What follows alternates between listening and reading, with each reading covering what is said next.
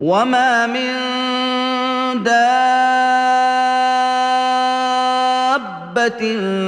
في الأرض إلا على الله رزقها ويعلم مستقرها ومستودعها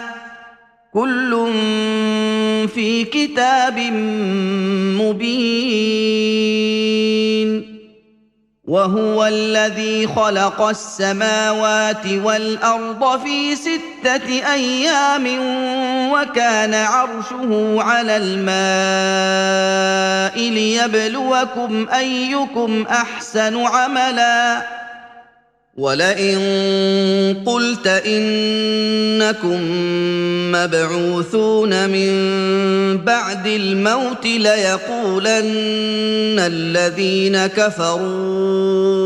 إن هذا إلا سحر مبين ولئن أخرنا عنهم العذاب إلى أمة معدودة ليقولن ما يحبسه ألا يوم يأتيهم ليس مصروفا عنهم وحاق بهم ما كانوا به يستهزئون ولئن أذقنا الإنسان منا رحمة ثم نزعناها منه إنه ليئوس كفور ولئن أذقناه نعماء بعد ضراء مسته ليقولن ذهب السيئات عني إنه لفرح فخور إلا الذين صبروا وعملوا الصالحات أولئك لهم مغفرة وأجر كبير فلعلك تارك بعض ما يوحى إليك وضائق به صدرك أن يقولوا لولا أنزل عليه كنز أو جاء معه ملك إنما أنت نذير والله على كل شيء وكيل أم يقولون افتراه قل فأتوا بعشر سور مثله مفتريات وادعوا من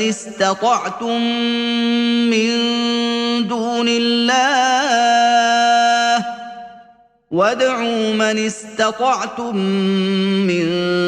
دون الله إن كنتم صادقين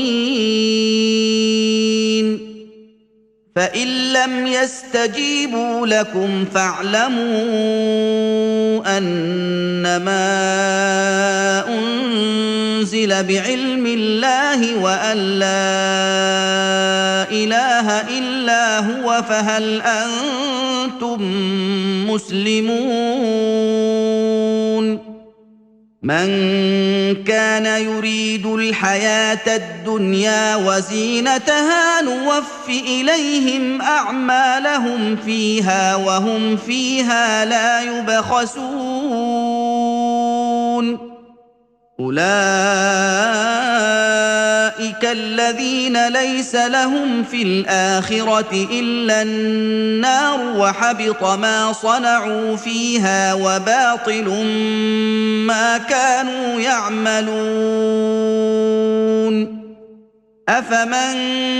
كان على بينة من ربه ويتلوه شاهد منه ومن قبله كتاب موسى إماما ورحمة أولئك يؤمنون به ومن يكفر به من الأحزاب فالنار موعده فلا تك في مرية منه إنه الحق من ربك ولكن أكثر الناس لا يؤمنون ومن أظلم ممن افترى على الله كذبا أولئك يعرضون على ربهم ويقول الأشهاد هؤلاء الذين كذبوا على ربهم ألا لعنة الله على الظالمين الذين يصدون عن سبيل الله ويبغونها عوجا وهم بالآخرة هم كافرون أولئك لم يكونوا معجزين في الأرض وما كان لهم من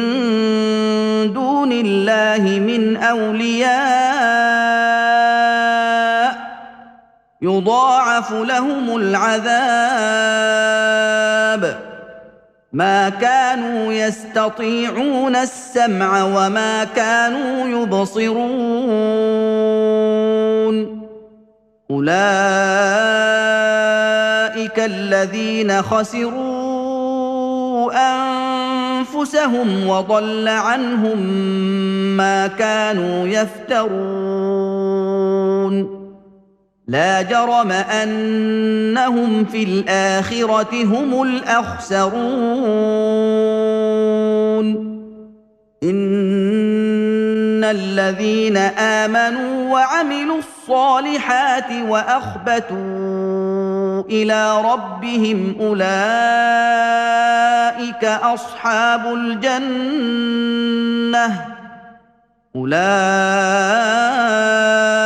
أصحاب الجنة هم فيها خالدون مثل الفريقين كالأعمى والأصم والبصير والسميع هل يستويان مثلا أفلا تذكرون ولقد أرسلنا نوحا إلى قومه إني لكم نذير مبين ألا تعبدوا إلا الله إني أخاف عليكم عذاب يوم أليم فقال الملأ الذين كفروا من قومه ما نراك إلا بشرا مثلنا وما نراك اتبعك إلا الذين هم أراذلنا بادي الرأي وما نرى لكم علينا من فضل بل نظنكم كاذبين قال يا قوم أرأيتم إن كنت على بينة من ربي وآتاني رحمة من عنده فعميت عليكم أنلزمكموها وأنتم لها كارهون ويا قوم لا أسألكم عليه مالا إن أجري إلا على الله وما أنا بطارد الذين آمنوا إنهم ملاقو ربهم ولكني أراكم قوما تجهلون ويا قوم من ينصرني من الله إن طردتهم أفلا تذكرون ولا أقول لكم عندي خزائن الله ولا أعلم الغيب ولا أقول إني ملك ولا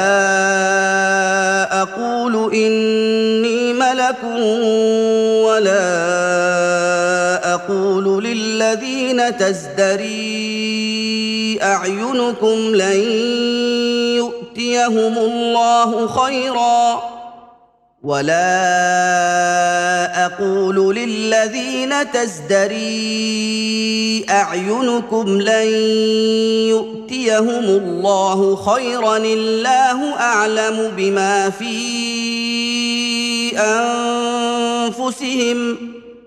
الله أعلم بما في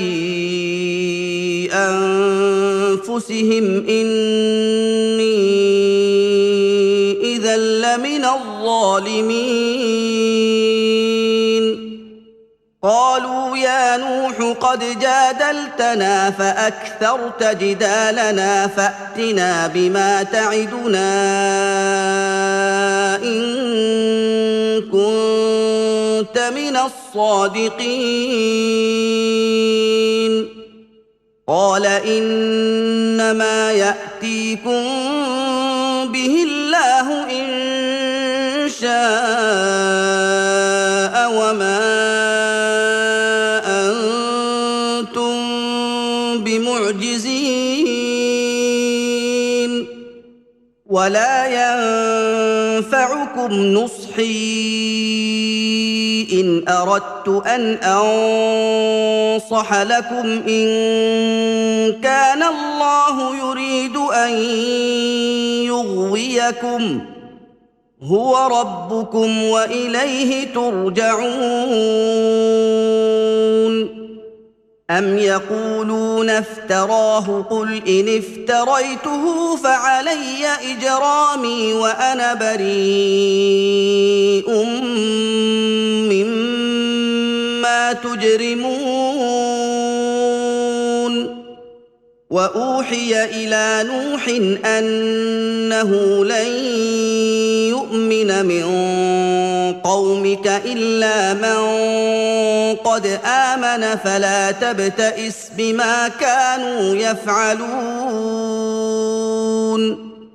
واصنع الفلك بأعيننا ووحينا ولا تخاطبني في الذين ظلموا إنهم مغرقون ويصنع الفلك وكلما مر عليه ملأ من قومه سخروا منه قال إن تسخروا منا فإنا نسخر منكم كما تسخرون فسوف تعلمون من يأتيه عذاب يخزيه ويحل عليه عذاب مقيم حتى إذا جاء أمرنا وفارت النور قل نحمل فيها من كل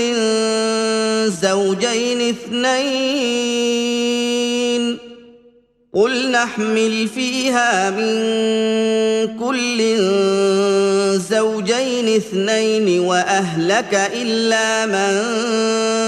سبق عليه القول وما آمن معه إلا قليل وقال اركبوا فيها بسم الله مجريها ومرساها إن ربي لغفور رحيم. وهي تجري بهم في موج كالجبال ونادى نوح ابنه وكان في معزل يا بني اركم معنا ولا تكن مع الكافرين. قال سآوي إلى جبل يعصمني من الماء قال لا عاصم اليوم من أمر الله إلا من رحم وحال بينهما الموج فكان من المغرقين. وقيل يا أرض ابلعي ماءك ويا سماء أقلعي وغيض الماء وقضي الأمر واستوت على الجودي وقيل بعدا للقوم الظالمين. ونادى نوح ربه فقال رب إن ابني من أهلي وإن وعدك الحق وأنت أحكم الحاكمين. قال يا نوح إنه ليس من أهلك إنه عمل غير صالح فلا تسألني ما ليس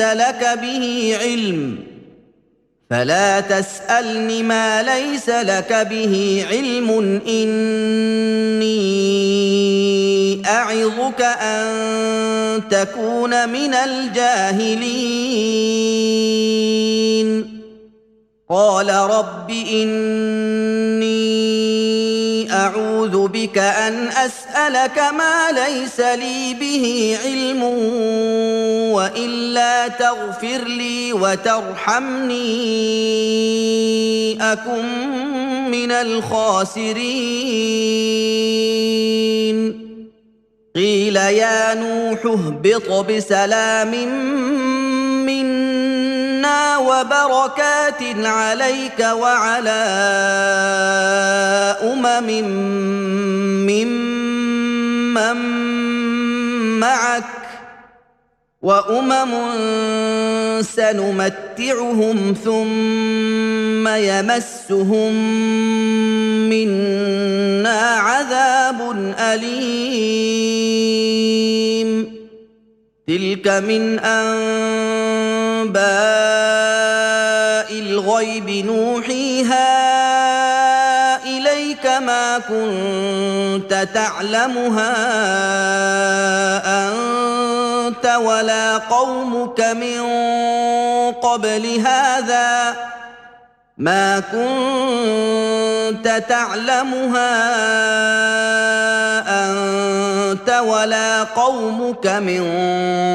قبل هذا فاصبر إن العاقبة للمتقين. وإلى عاد أخاهم هودا قال يا قوم اعبدوا الله ما لكم من إله غيره إن أنتم إلا مفترون. يا قوم لا أسألكم عليه أجرا إن أجري إلا على الذي فطرني أفلا تعقلون. ويا قوم استغفروا ربكم ثم توبوا إليه يرسل السماء عليكم مدرارا ويزدكم قوة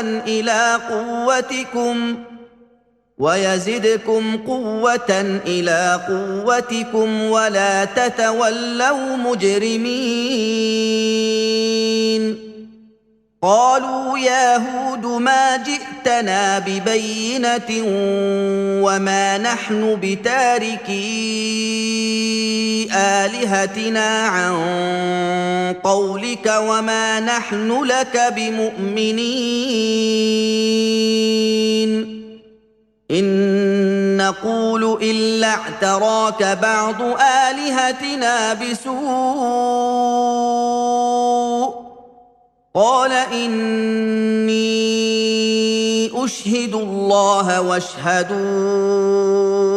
أني بريء مما تشركون من دونه فكيدوني جميعا ثم لا تنظرون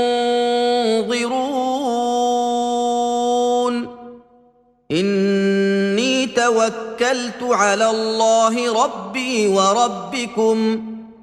ما من دابة إلا هو آخذ بناصيتها إن ربي على صراط مستقيم فإن تولوا فقد أبلغتكم ما أرسلت به إليكم ويستخلف ربي قوما غيركم ولا تضرونه شيئا إن ربي على كل شيء حفيظ ولما جاء أمرنا نجينا هودا والذين آمنوا معه برحمة منا ونجيناهم من عذاب غليظ وتلك عاد جحدوا بآيات ربهم وعصوا رسله واتبعوا أمر كل جبار عنيد وأتبعوا في هذه الدنيا لعنة ويوم القيامة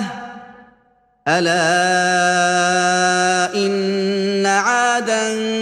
كفروا ربهم ألا بعدا لعاد قوم هود وإلى ثمود أخاهم صالحا قال يا قوم اعبدوا الله ما لكم من إله غيره هو أنشأكم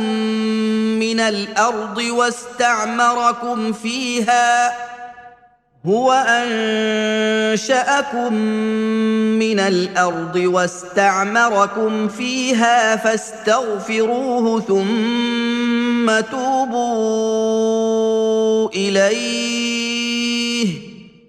إن ربي قريب مجيب قالوا يا صالح قد كنت فينا مرجوا قبل هذا أتنهانا أن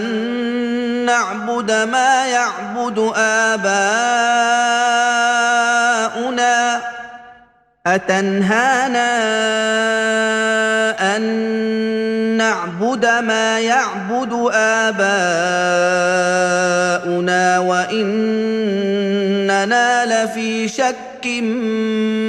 مما تدعونا إليه مريب قال يا قوم أرأيتم إن كنت على بينة من ربي وآتاني منه رحمة فمن ينصرني من الله إن عصيته فمن ينصرني من الله إن عصيته فما تزيدونني غير تخسير ويا قوم هذه ناقة الله لكم آية فذروها تأكل في أرض الله ولا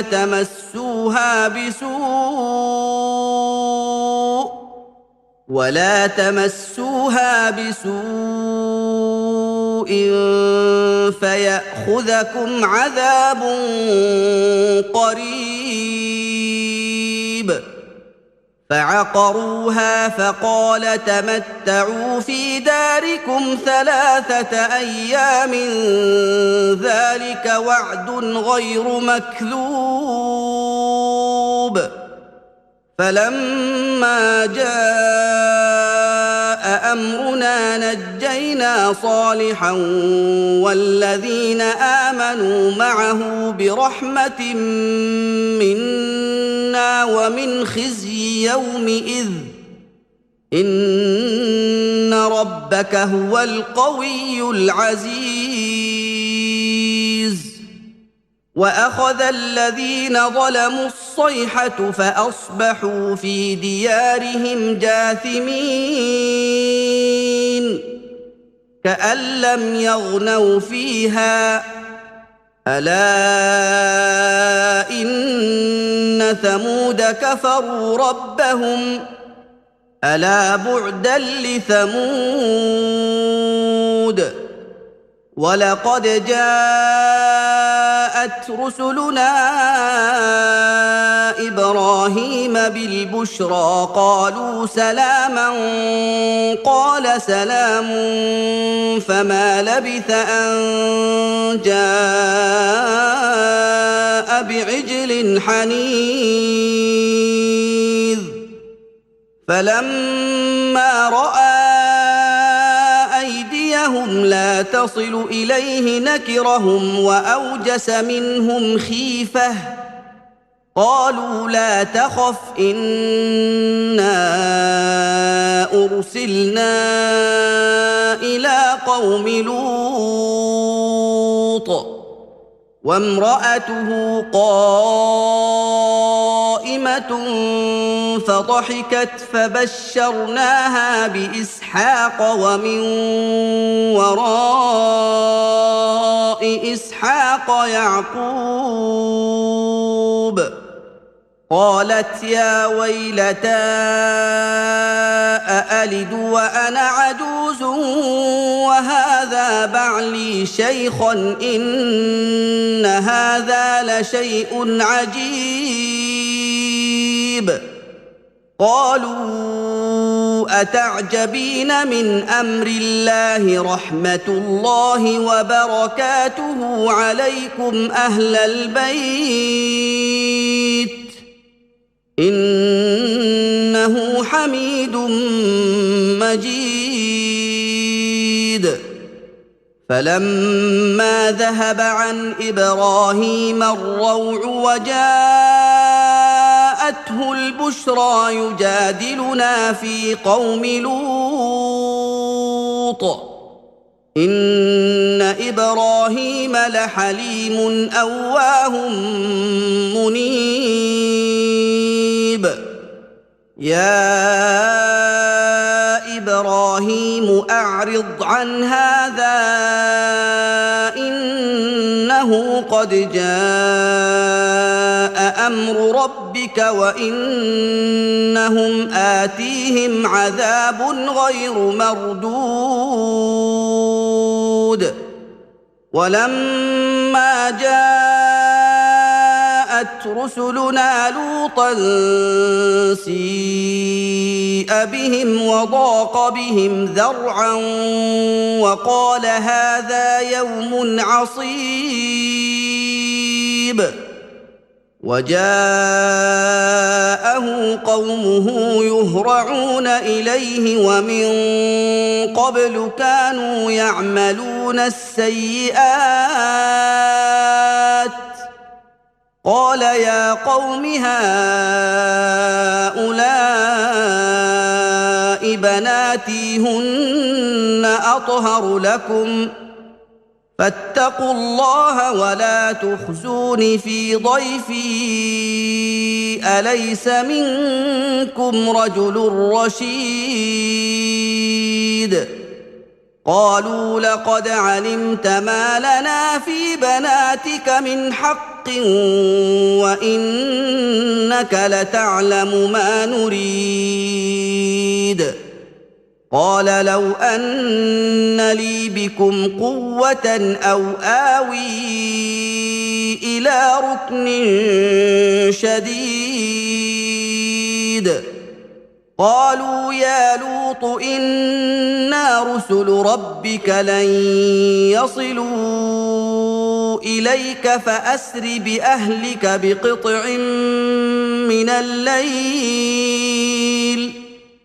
فأسر بأهلك بقطع من الليل ولا يلتفت منكم أحد إلا امرأتك إنه مصيبها ما أصابهم إن موعدهم الصبح أليس الصبح بقريب فلما جاء أمرنا جعلنا عاليها سافلها وأمطرنا عليها حجارة من سجيل منضود مسومة عند ربك وما هي من الظالمين ببعيد وإلى مدين أخاهم شعيبا قال يا قوم اعبدوا الله ما لكم من إله غيره ولا تنقصوا المكيال والميزان إني أراكم بخير وإني أخاف عليكم عذاب يوم محيط ويا قوم أوفوا المكيال والميزان بالقسط ولا تبخسوا الناس أشياءهم ولا تعثوا في الأرض مفسدين بقية الله خير لكم إن كنتم مؤمنين وما أنا عليكم بحفيظ قالوا يا شعيب أصلاتك تأمرك أن نترك ما يعبد آباؤنا أو أن نفعل في أموالنا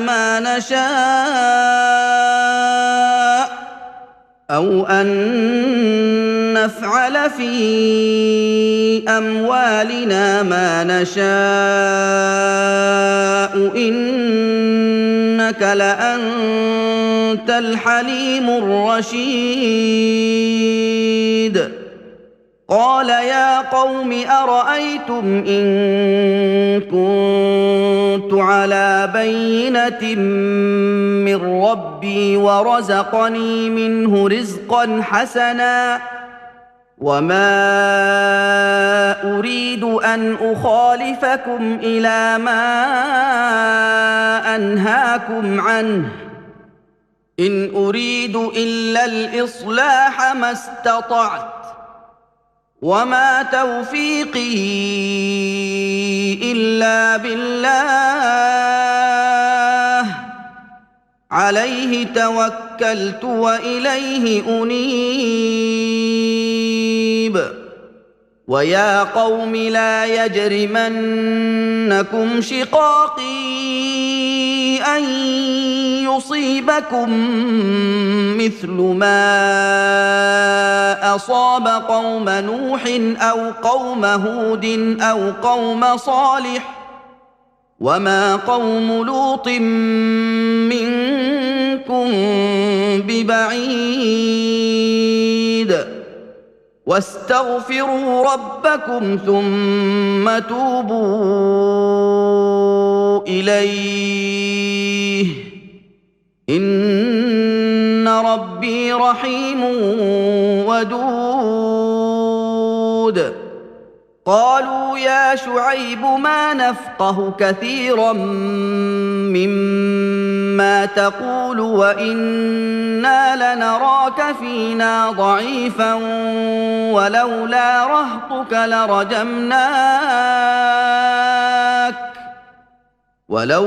رهطك لرجمناك وما أنت علينا بعزيز قال يا قوم أرهطي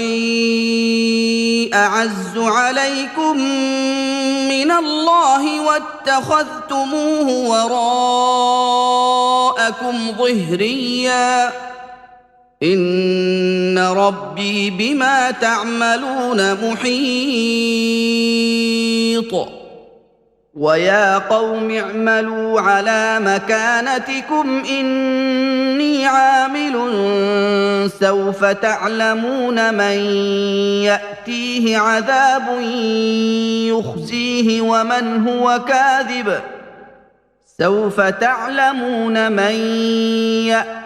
عذاب يخزيه ومن هو كاذب وارتقبوا إني معكم رقيب ولما جاء أمرنا نجينا شعيبا والذين آمنوا معه برحمة منا وأخذت الذين ظلموا الصيحة فأصبحوا في ديارهم جاثمين كأن لم يغنوا فيها ألا بعدا لمدين كما بعدت ثمود ولقد أرسلنا موسى بآياتنا وسلطان مبين إلى فرعون وملئه فاتبعوا أمر فرعون وما أمر فرعون برشيد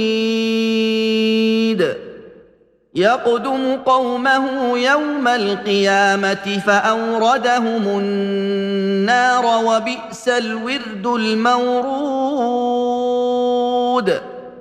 وأتبعوا في هذه لعنة ويوم القيامة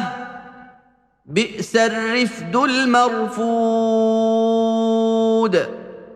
ذلك من أنباء القرى نقصه عليك منها قائم وحصيد وما ظلمناهم ولكن ظلموا أنفسهم فما أغنت عنهم آلهتهم التي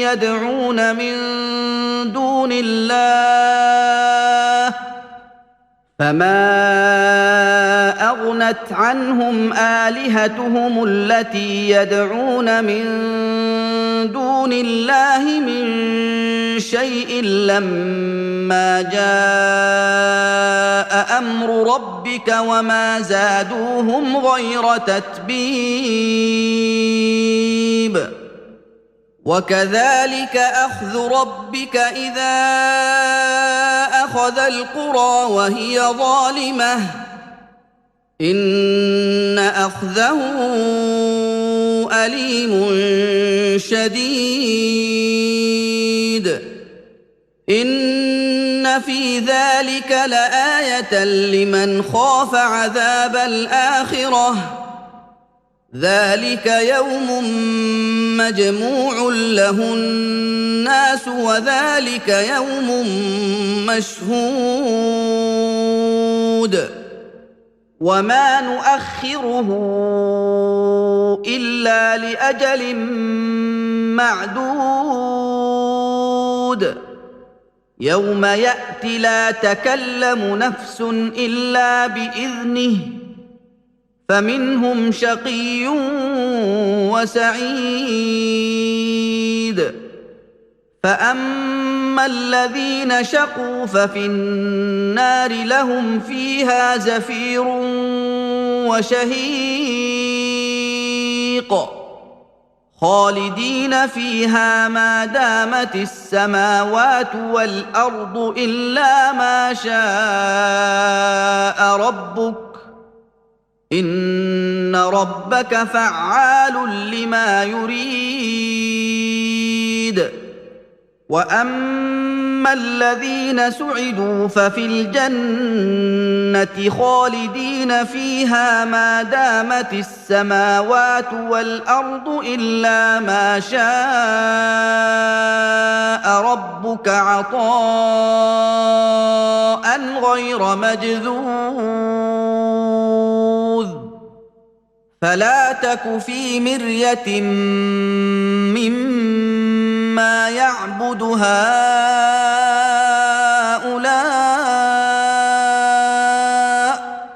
ما يعبدون إلا كما يعبد آباؤهم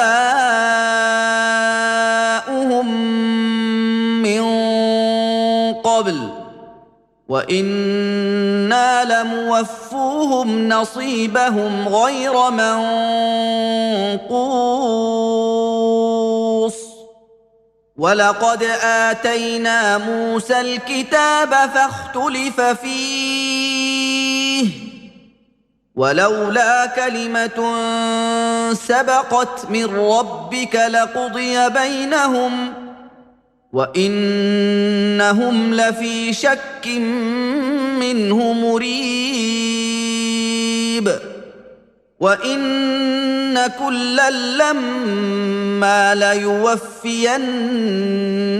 ربك أعمالهم إنه بما يعملون خبير فاستقم كما أمرت ومن تاب معك ولا تطغوا إنه بما تعملون بصير ولا تركنوا إلى الذين ظلموا فتمسكم النار وما لكم من دون الله من أولياء ثم لا تنصرون وأقم الصلاة طرفي النهار وزلفا من الليل إن الحسنات يذهبن السيئات ذلك ذكرى للذاكرين واصبر فإن الله لا يضيع أجر المحسنين فلولا كان من القرون من قبلكم أولو بقية ينهون عن الفساد في الأرض إلا قليلا ممن أنجينا منهم واتبع الذين ظلموا ما أترفوا فيه وكانوا مجرمين وما كان ربك ليهلك القرى بظلم وأهلها مصلحون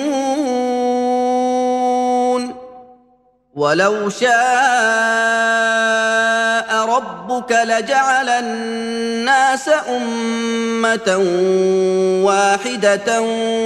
ولا يزالون مختلفين إلا من رحم ربك ولذلك خلقهم وتمت كلمة ربك لأملأن جهنم من الجنة والناس أجمعين وكلا نقص عليك من أنباء الرسل ما نثبت به فؤادك وجاءك في هذه الحق وموعظة وذكرى للمؤمنين وقل للذين لا يؤمنون اعملوا على مكانتكم إنا عاملون وانتظروا إنا منتظرون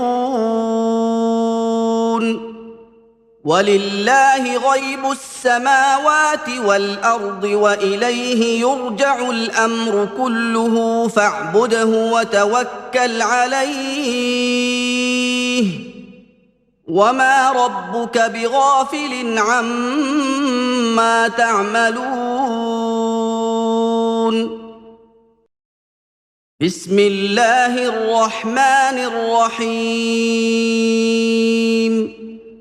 ألف لام را تلك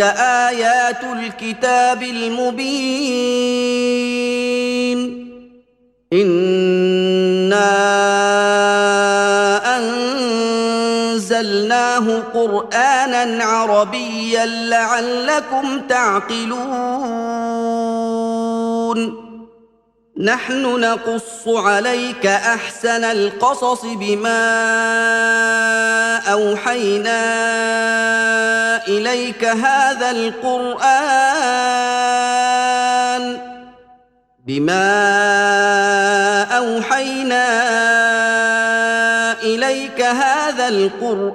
وإن كنت من قبله لمن الغافلين إذ قال يوسف لأبيه يا أبت إني رأيت 11 كوكبا والشمس والقمر رأيتهم لي ساجدين قال يا بني لا تقصص رؤياك على إخوتك فيكيدوا لك كيدا إن الشيطان للإنسان عدو مبين وكذلك يجتبيك ربك ويعلمك من تأويل الأحاديث ويتم نعمته عليك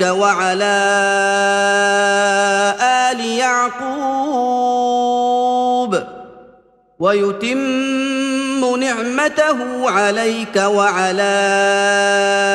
آل يعقوب كما أتمها على أبويك من قبل إبراهيم وإسحاق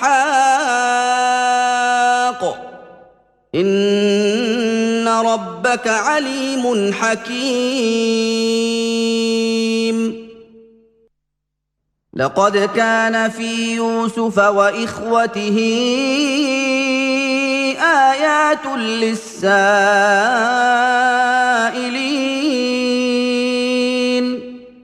إذ قالوا ليوسف وأخوه أحب إلى أبينا منا ونحن عصبة إن أبانا لفي ضلال مبين اقتلوا يوسف أو اطرحوه أرضا يخل لكم وجه أبيكم وتكونوا من بعده قوما صالحين. قال قائل منهم لا تقتلوا يوسف وألقوه في غيابة الجب يلتقطه بعض السيارة إن كنتم فاعلين. قالوا يا أبانا ما لك لا تأمنا على يوسف وإنا له لناصحون أرسله معنا غدا يرتع ويلعب وإنا له لحافظون. قال إني ليحزنني أن تذهبوا به وأخاف أن يأكله الذئب وأنتم عنه غافلون. قالوا لئن أكله الذئب ونحن عصبة إنا إذا لخاسرون. فلما ذهبوا به وأجمعوا أن يجعلوه في غيابة الجب وأوحينا إليه لتنبئنهم بأمرهم هذا وهم لا يشعرون. وجاءوا أباهم عشاء يبكون. قالوا يا أبانا إنا ذهبنا نستبق وتركنا يوسف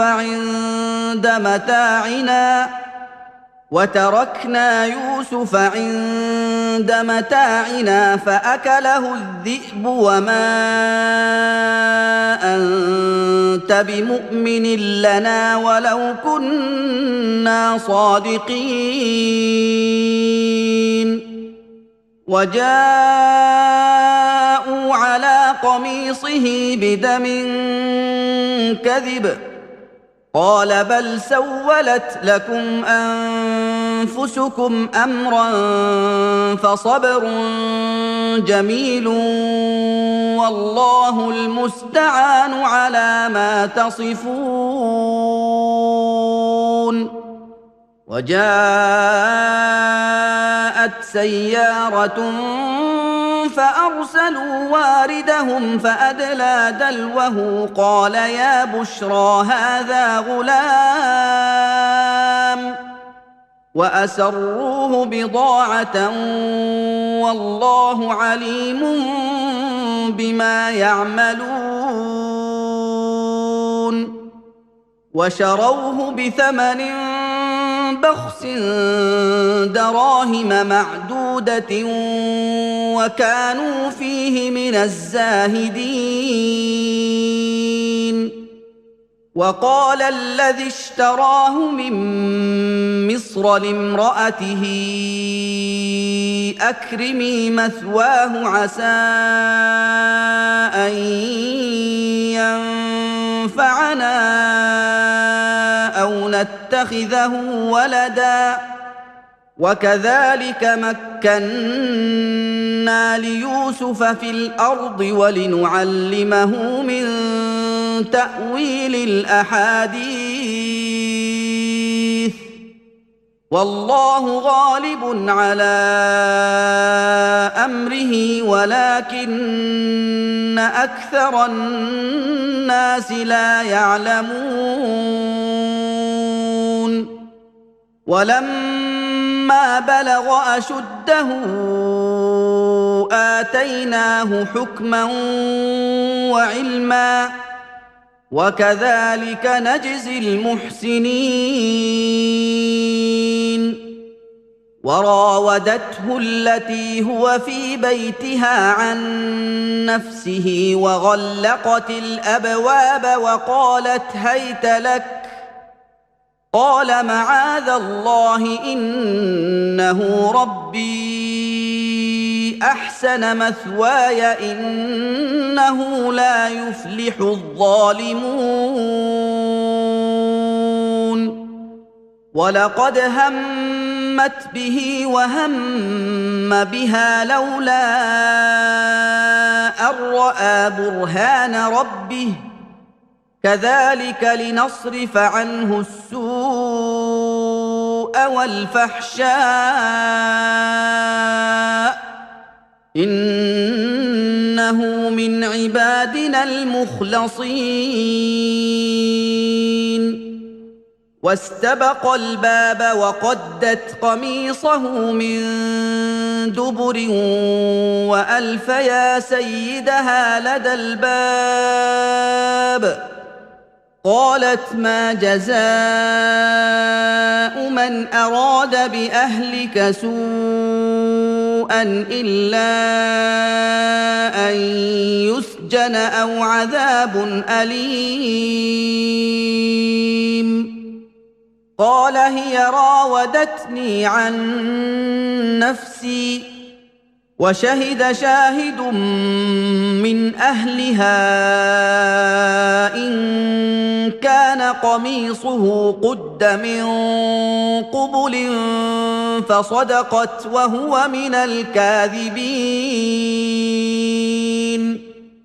وان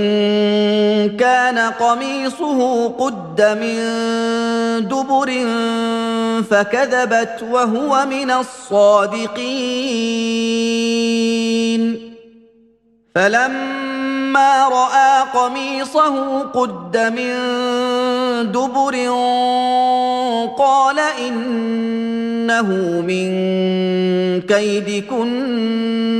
ان كيدكن عظيم. يوسف اعرض عن هذا واستغفري لذنبك انك كنت من الخاطئين. وقال نسوة في المدينة امرأة العزيز تراود فتاها عن نفسه قد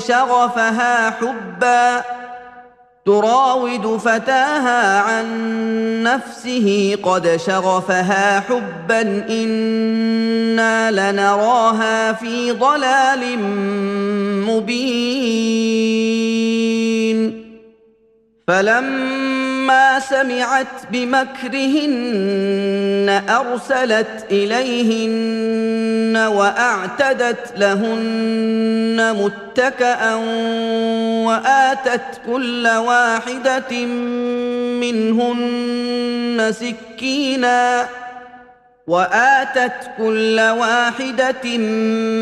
منهن سكينا وقالت اخرج عليهن.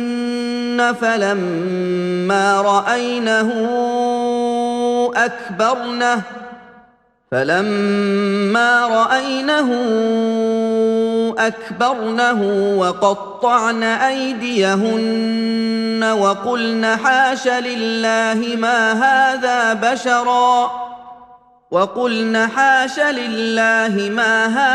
بشرا إن هذا إلا ملك كريم.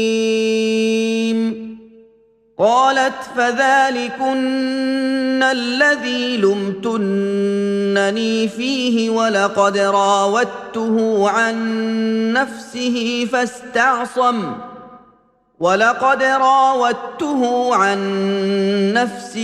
فاستعصم ولئن لم يفعل ما آمره ليسجنن وليكونن من الصاغرين. قال رب السجن أحب إلي مما يدعونني إليه وإلا تصرف عني كيدهن أصب إليهن وأكن من الجاهلين فاستجاب له ربه فصرف عنه كيدهن إنه هو السميع العليم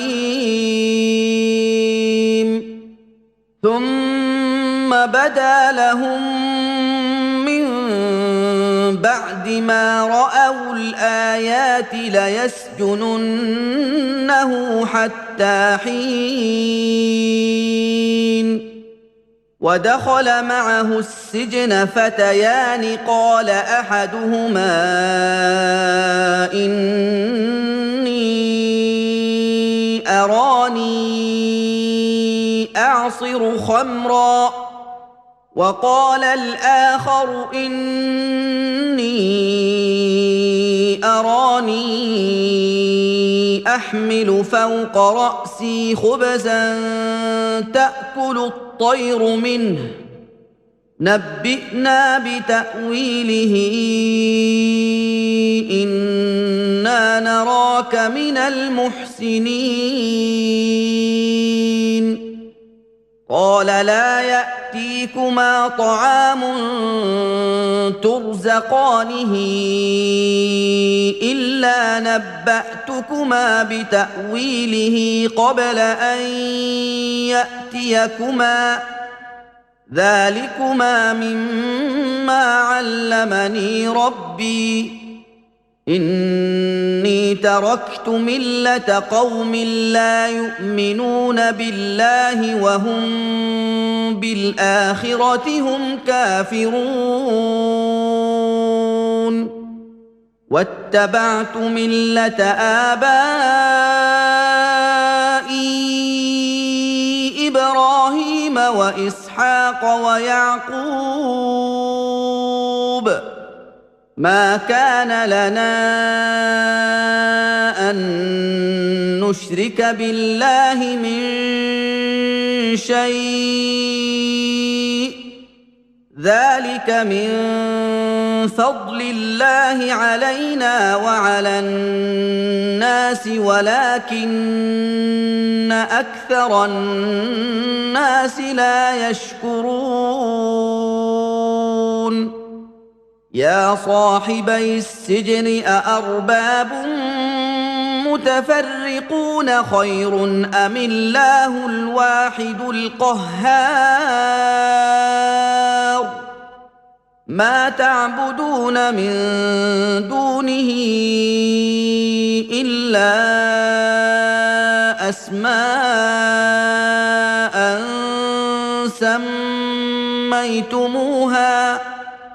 سميتموها أنتم وآباؤكم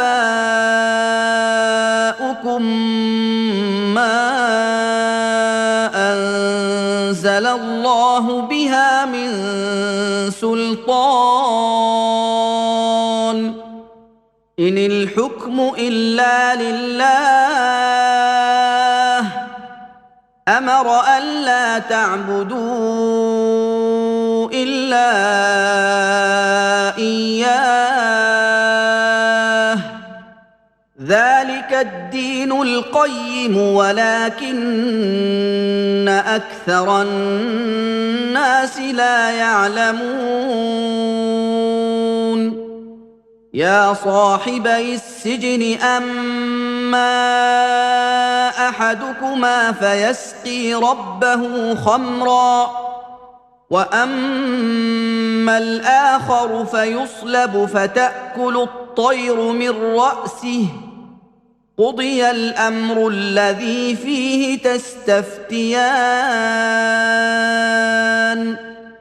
وقال للذي ظن أنه ناج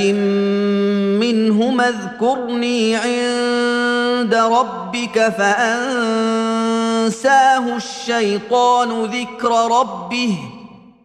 فأنساه الشيطان ذكر ربه فلبث في السجن 10 سنين. وقال الملك إني أرى 7 بقرات سمان يأكلهن 7 عجاف و7 سنبلات خضر وأخر يابسات يا أيها الملأ أفتوني في رؤياي إن كنتم للرؤيا تعبرون. قالوا أضغاث أحلام وما نحن بتأويل الأحلام بعالمين.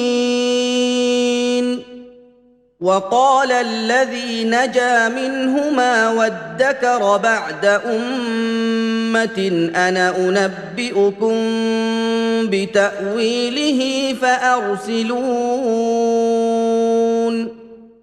يوسف أيها الصديق أفتنا في 7 بقرات سمان يأكلهن 7 عجاف و7 سنبلات خضر وأخر يابسات لعلي أرجع إلى الناس لعلهم يعلمون. قال تزرعون 7 سنين دأبا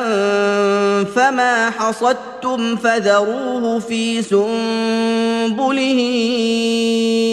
إلا قليلا مما تأكلون. ثم يأتي من بعد ذلك 7 شداد يأكلن ما قدمتم لهن إلا قليلا مما تحصنون. ثم يأتي من بعد ذلك عام فيه يغاث الناس وفيه يعصرون. وقال الملك ائتوني به فلما جاءه الرسول قال ارجع إلى ربك فاسأله ما بال النسوة اللاتي قطعن أيديهن إن ربي بكيدهن عليم. قال ما خطبكن إذ راوتن يوسف عن نفسه قلن حاش لله ما علمنا عليه من سوء. قالت امرأة العزيز الآن حصحص الحق أنا راودته عن نفسه وإنه لمن الصادقين. ذلك ليعلم أني لم أخنه بالغيب وأن الله لا يهدي كيد الخائنين.